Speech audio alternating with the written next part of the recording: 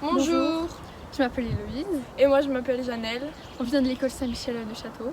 Et on a décidé de vous présenter notre projet sur la pression atmosphérique. Vidéo sur TikTok et on voulait voir si ça fonctionnait ou si c'était truqué. Donc voici la vidéo que nous avons vue sur TikTok. TikTok, c'est un réseau social où chacun peut poster des vidéos comme il le souhaite, par exemple des challenges ou alors des danses ou des expériences. Il remplit son verre d'eau à ras-bord, il met de l'essuie-tout dessus et il le retourne. Voici ce dont vous aurez besoin pour reproduire cette expérience. Voici la manipulation. Vous devez remplir un verre d'eau à ras-bord, mettre un papier essuie-tout dessus, appuyer pour que l'eau s'imprègne bien. Voilà. Et puis après, vous allez retourner le verre et l'eau ne tombe pas. On s'est directement demandé grâce ou à cause de quel phénomène l'eau ne tombe pas. Voici ce que nous en avons déduit suite à nos recherches. L'eau ne tombe pas grâce à la pression atmosphérique. Donc la pression atmosphérique, c'est la pression que l'air exerce sur tout corps en contact avec lui. La pression a aussi une formule, P, qui signifie pression, qui est égale à F, la force exprimée en newton divisée par S, la surface en mètres carrés. La réponse sera exprimée en pascal, l'unité de la pression. Pour mieux vous expliquer, voici un schéma. Voici le schéma que nous avons réalisé.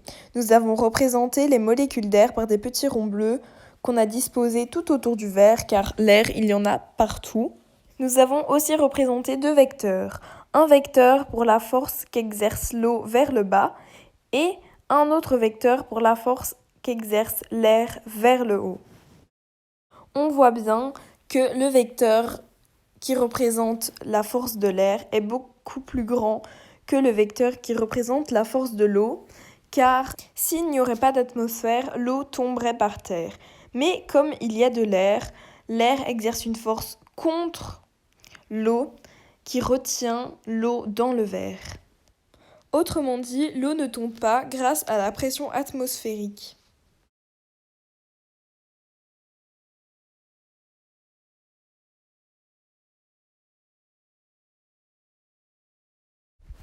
Nous avons aussi essayé avec plusieurs facteurs changeants.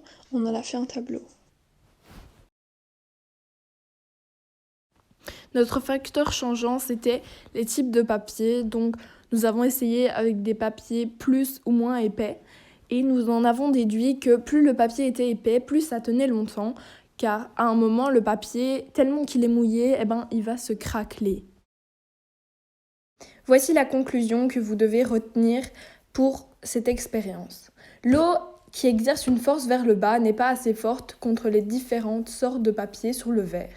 Elles exercent une force s'appelant la pression atmosphérique qui retient l'eau dans le verre. Cette force est plus importante que la force de l'eau. On espère que notre vidéo vous aura aidé à mieux comprendre ce phénomène. Nous remercions toutes les personnes qui nous ont aidés dans la réalisation de notre projet et nous vous remercions de nous avoir écoutés jusqu'au bout.